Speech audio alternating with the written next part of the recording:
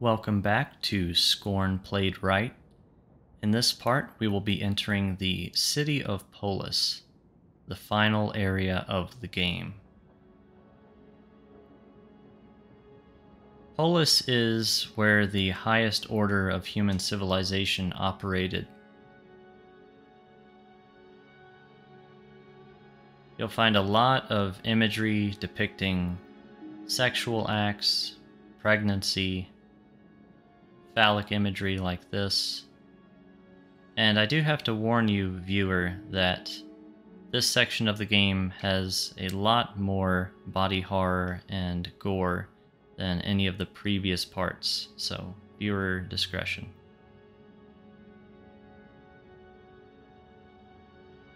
This building in particular, here in the city of Polis, seems to be themed towards the ascension of the human mind and the human body.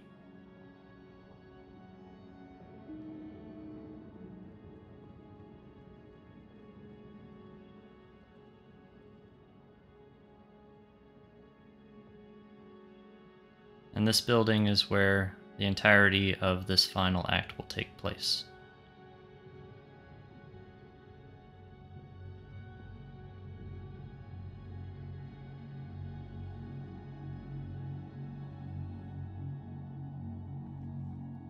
In the central chamber, we're greeted by this automaton, and up above is a network, a matrix of what looks like neural links like you would find inside of the human brain. There are two large murals in this room. The first one depicts the tampering of the human organs, sex itself, and there are a dozen or so humans strung up, and their brains are tethered to the neural matrix above.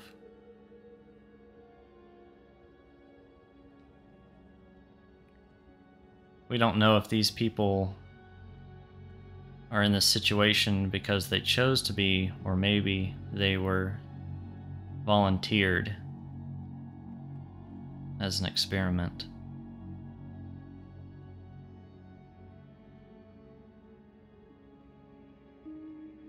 This mural is a very important one. On the left side, there's a human. On the right, there's what they call a shell in the art book. It's basically an artificial human body that the human consciousness can be projected into. Hence the name shell. In the middle, there's this H.P. Lovecraftian looking creature sitting higher than the other two figures. And you won't see this anywhere else in the game, except for at the very end. But we'll get into that more later.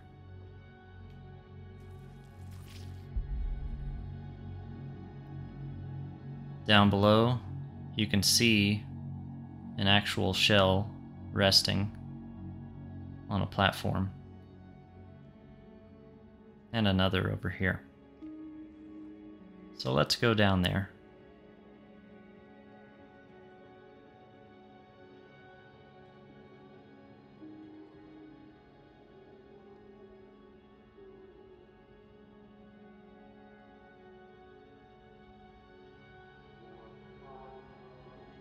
These shells are completely lifeless.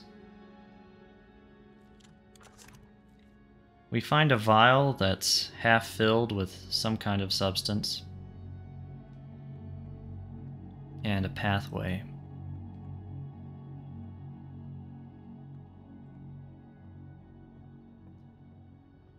This scene offers one of the more beautiful scenes in the game. You see Polis's many buildings and pathways. This imagery reminds me a lot of the landscapes in the original Dark Souls.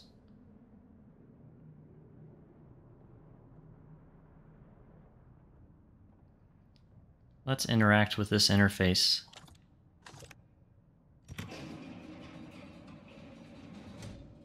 The vial acts as a key.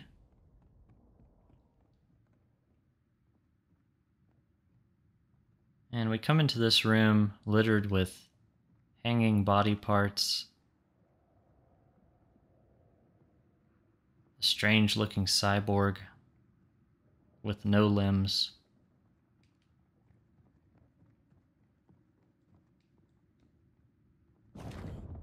This platform that opens these shutters.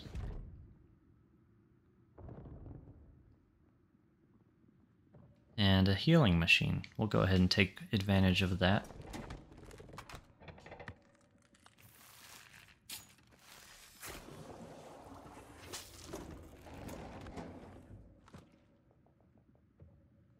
There's also an ammo machine.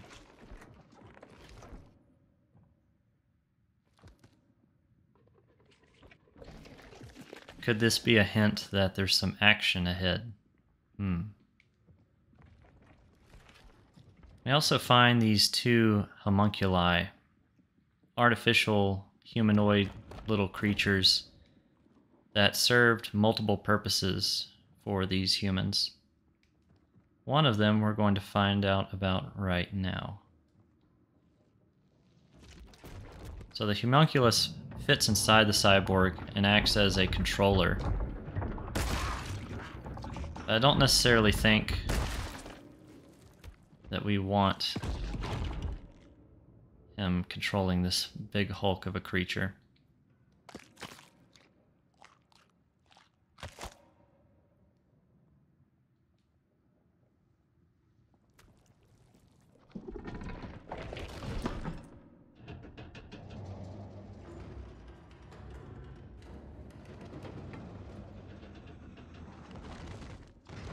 So this cyborg is replaced with another.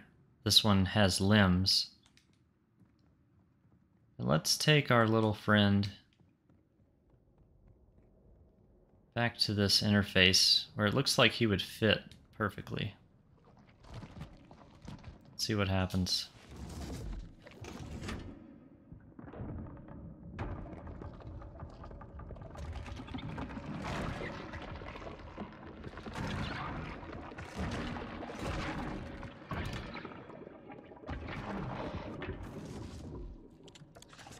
So the other use for these homunculi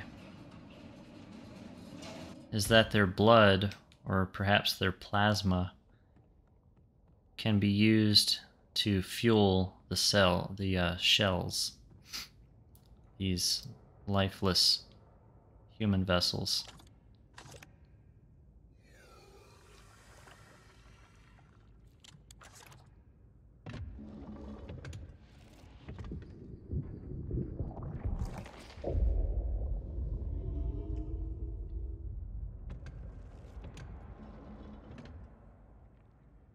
So we've injected one of the shells with the plasma, and it's grown this eyeball out of its forehead, and it's also moving, showing signs of life.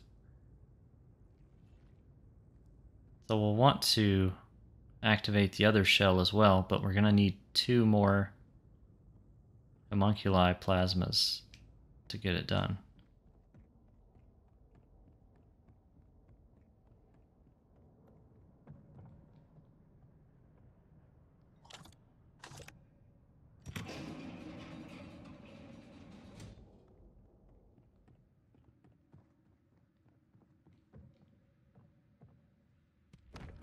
We'll take this guy over to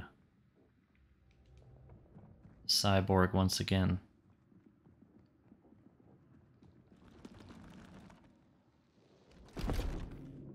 Now why the character doesn't just shoot him right there on the pedestal without taking him over here first, I'm not sure. I think that might be a little bit of a plot hole, but maybe it's explained somewhere.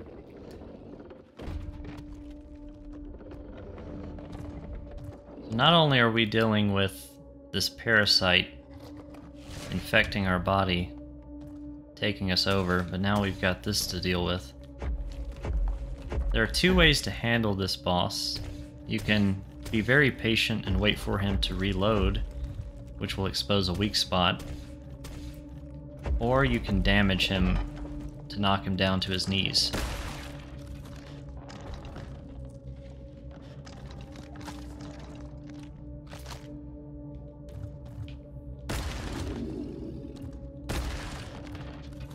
Just like that. Uh-oh.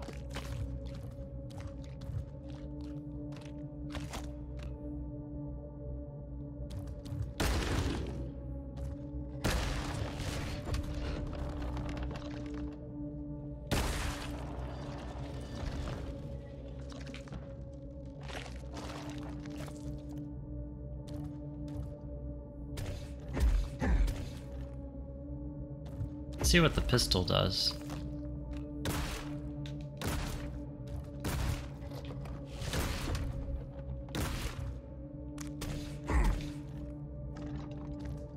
Doesn't seem to do much of anything. So if you don't have the shotgun, you're gonna have to do this the slow way.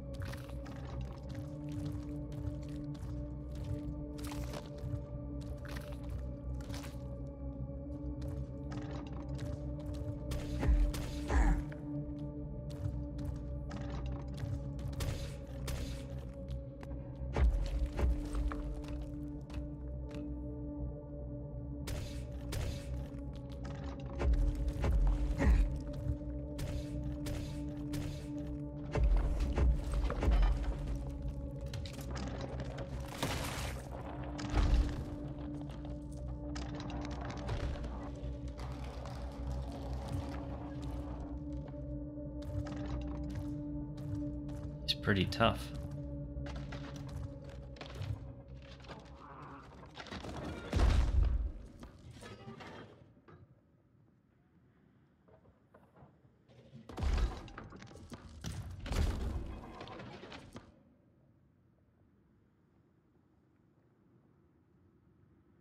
Looks like we can take this weapon.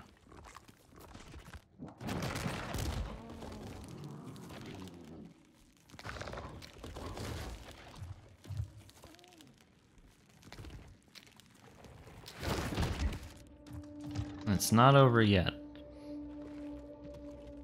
So in this phase,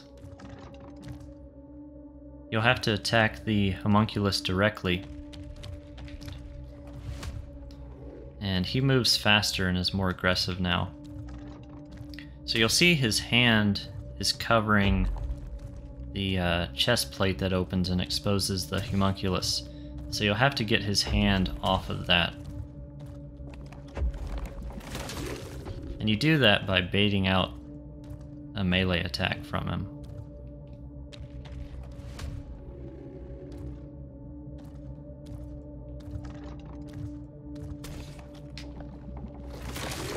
Just like that.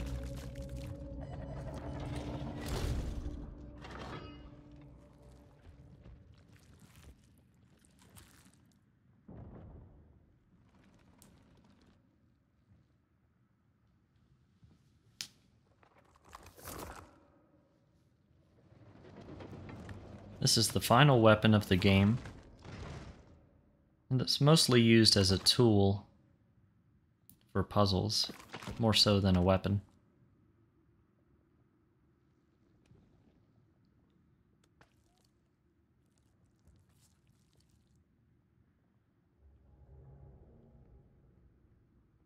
So let's take this guy back and condense him down.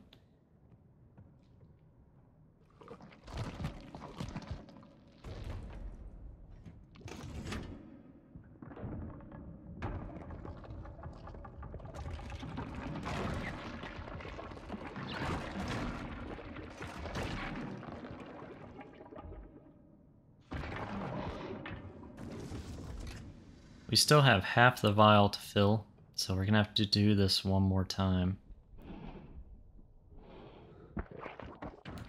But the parasite has other plans.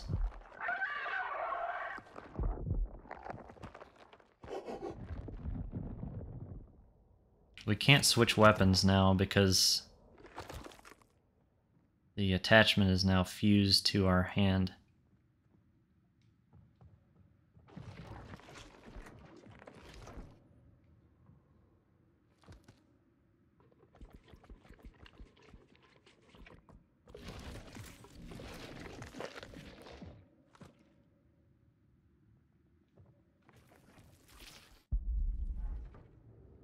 So this platform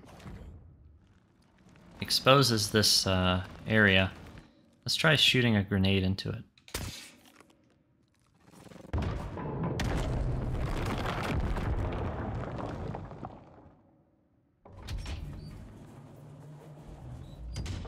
And voila, the last homunculus we need.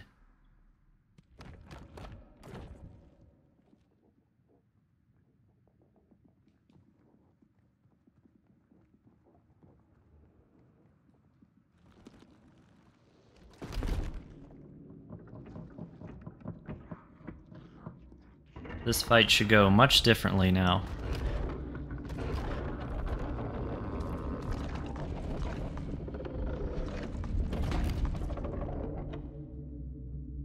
So this time, you can try attacking him with the grenade, which does stagger him, but it doesn't seem to do any damage if you try it over and over.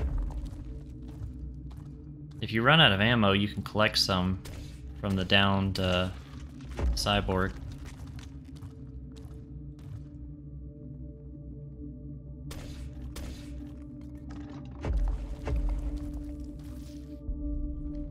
I really exposed myself to damage there. So he's reloading. And if you've put two and two together, you realize if you were to fire a grenade into his back compartment, that would be very devastating. Especially with all that explosive ammo back there.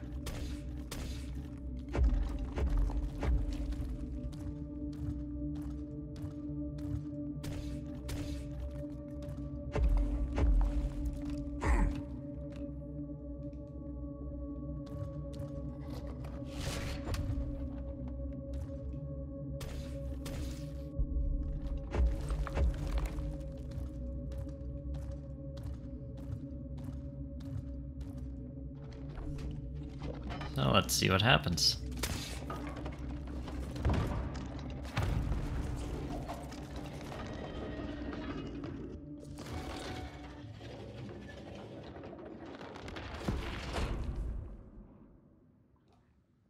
Much easier. Always good to reload when you can.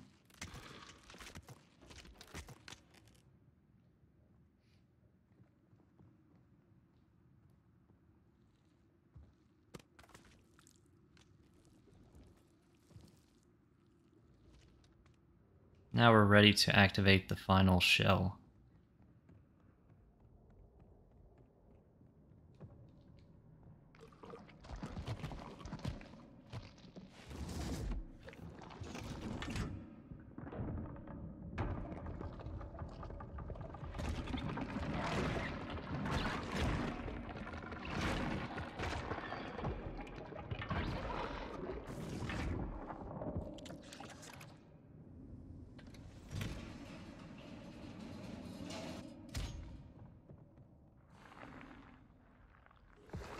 Or we would be. Except now, the parasite has made both of our limbs functionally unusable.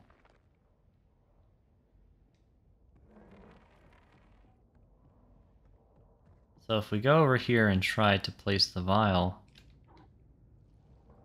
we don't have any way to grab it.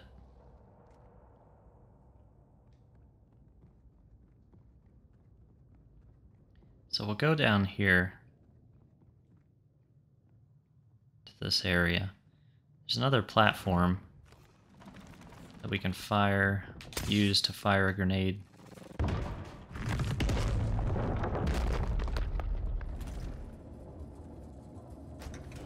Which opens up this area.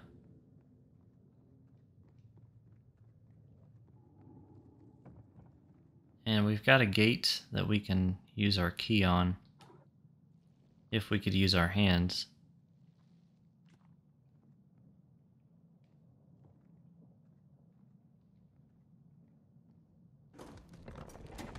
Luckily, the parasite can still use his.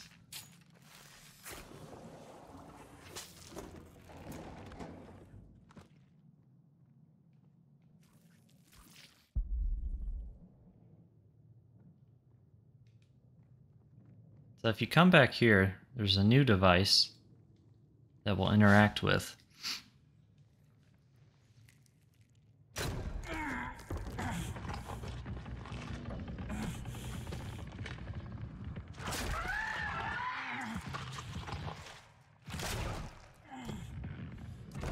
Which causes enough pain that the parasite has to retreat from the area, giving us access to our left hand again.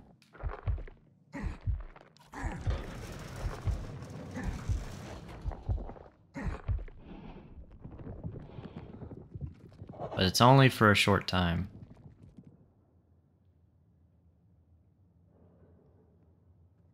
Cyborgs are cradled along this track.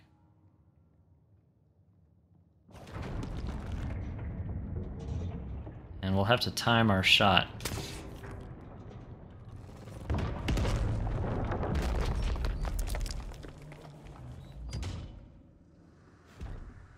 And here's our final key upgrade spot. I think it's the final one.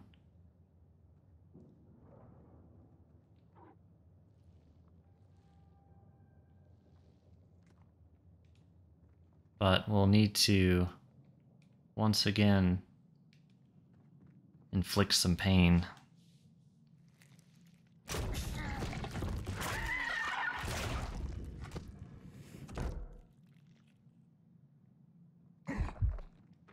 And race over.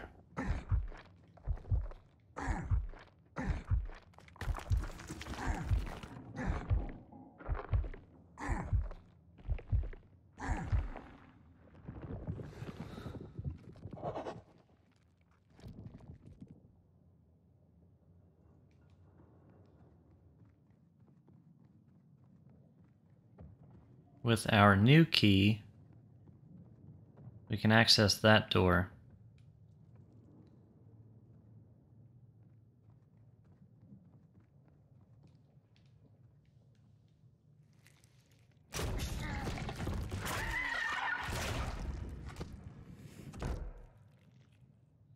Every time we have to draw the parasite back from our left hand, we cause ourselves a lot of damage.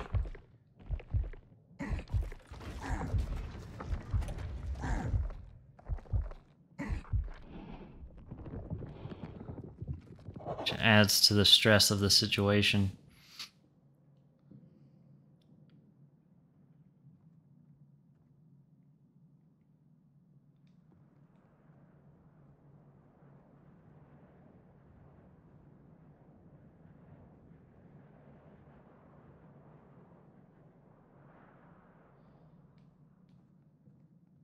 Here's what looks like an operating table, but we won't be able to use it unless we have access to our hand.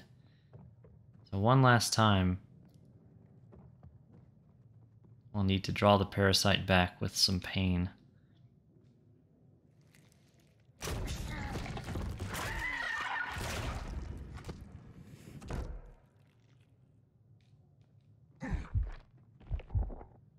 It's gonna be close.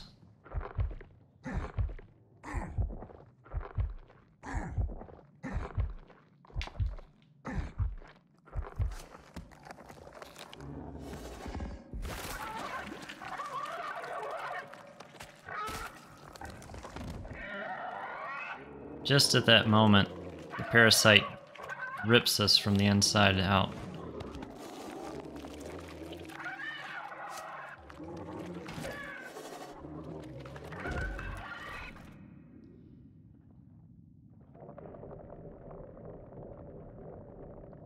Now we get to see the parasite attached to us from behind. And this is where you get the perhaps shocking revelation that it is the first character we played in the prologue at the beginning of the game. The same human who is laying on the ground at the title screen.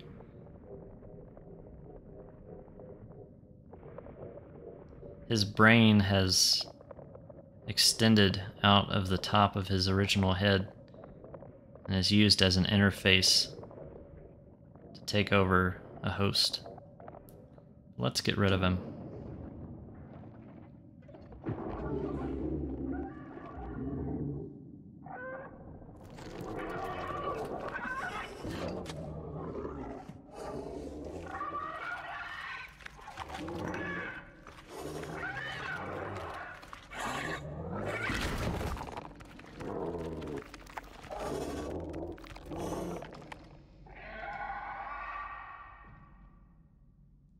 Finally free.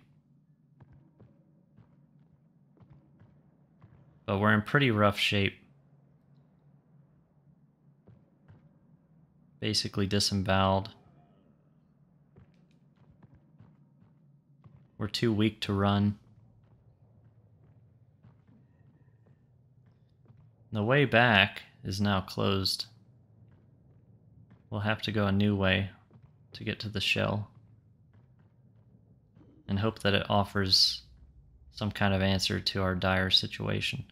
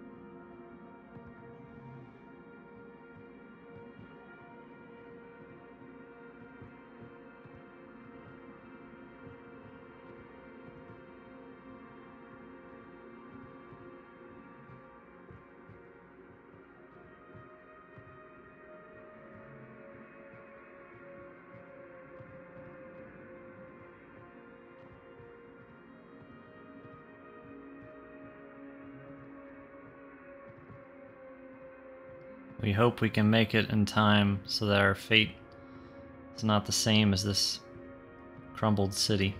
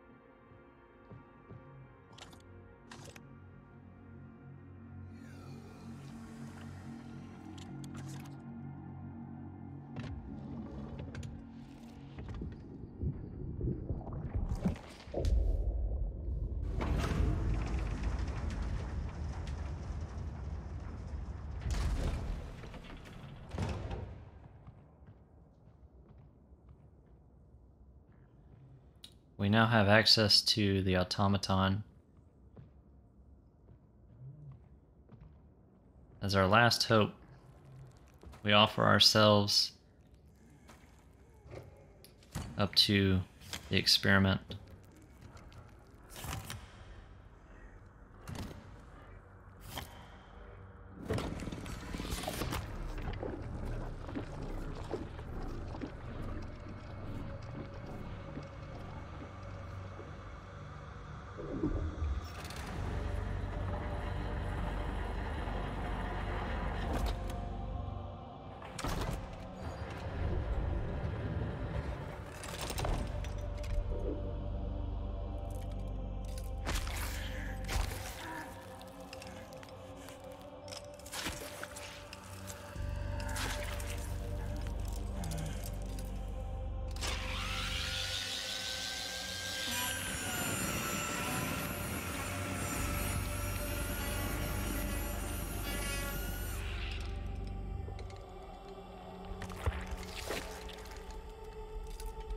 The top of our skull is removed so that our brain can be attached to the neural matrix.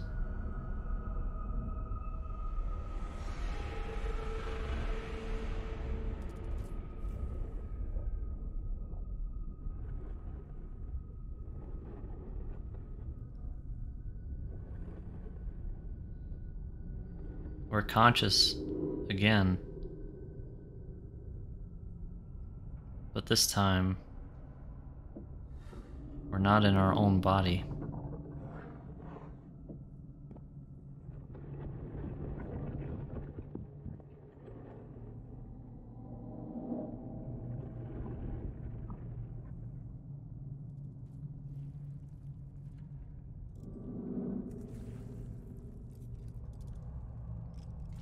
We've been transported into one of the shells, and our body remains on the operating table.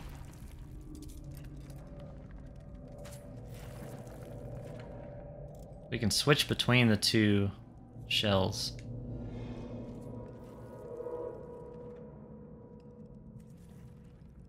Getting a rear view is pretty terrifying. These shells are made up of human parts, now given new life.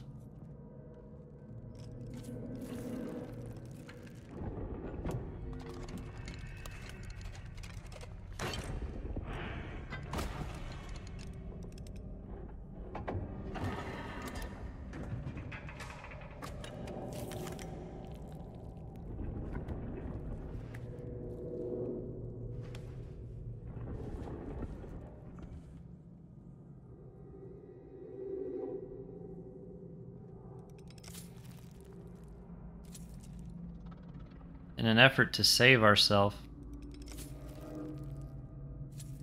we're going to carry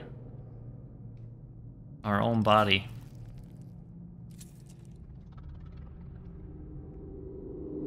presumably to safety, but who knows.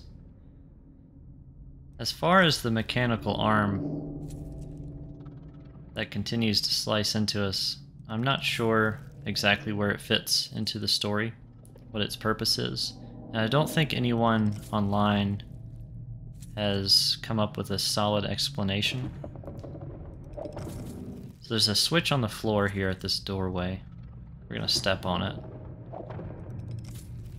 Switch back to the other shell.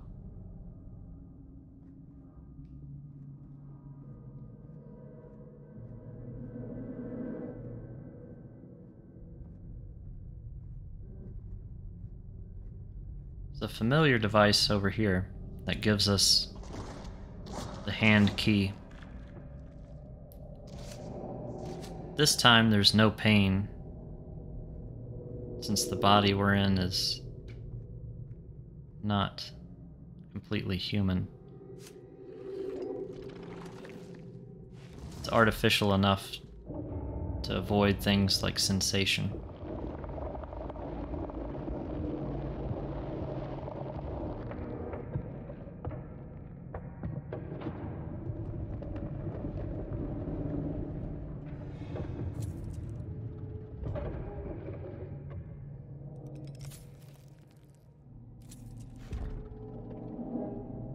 Now we march into the unknown.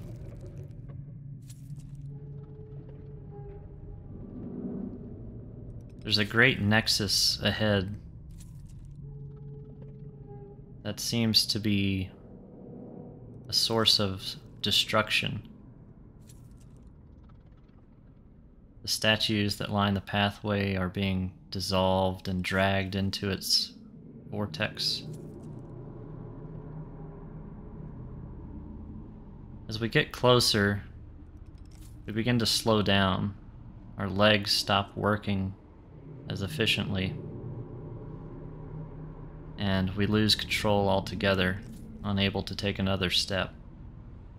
At this moment, our consciousness is teleported back to our original body. We're now helpless and vulnerable, and the parasite is back.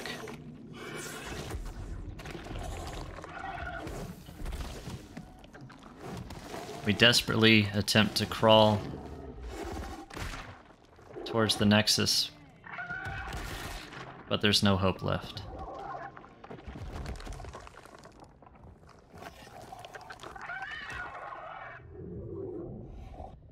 We reach out to the shell, but of course it can't help us either.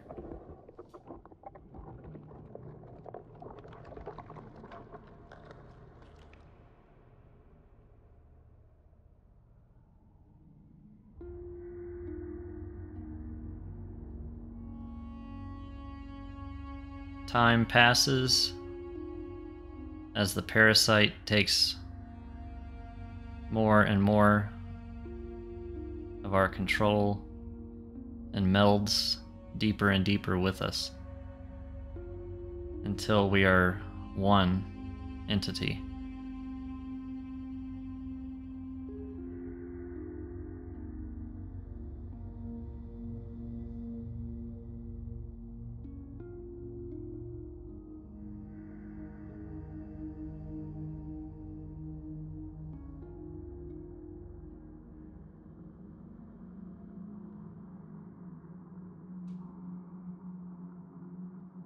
And our fate is finally revealed.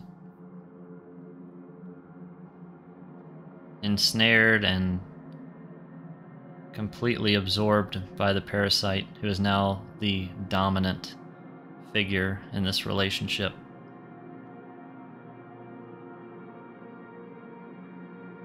And this is where the game ends. But going back to the mural that I suggested might be a prophecy with the H.P. Lovecraftian monster on it. There have been people who have used free camera and out of bounds to explore this part of the game more, this final scene. And they discovered by looking at the back of the final form of you and the parasite that it shares a striking number of similarities to the strange monster in the mural. The back of it looks like a large brain, which is the exact shape of the creature in the mural, and there's also what looks like tentacles sprouting down towards the ground, and also wings on the back. So my assumption, and this is not fully fleshed out in the game, but was probably intended to be a part of the story at some point, but just left ambiguous by the developers, that the idea is you and the parasite basically meld into one creature and become this monster that's seen in the mural, the monster of prophecy, perhaps the highest form that the humans thought they might achieve. And both characters you play as in this game are integral parts of becoming that higher being. But that's just the twisted world of this game. I hope you enjoyed my playthrough. I hope you enjoyed my explanations and commentary. I look forward to playing more lighthearted games for you in the future. Stick around for High on Life, which I plan to at least showcase a great deal on the channel. I do love comedy just as much as I like drama and macabre style horror games. So with that, I greatly appreciate you sticking through this playthrough and going on this journey with me. And subscribe for more if you want to join me on the next adventures. Take care.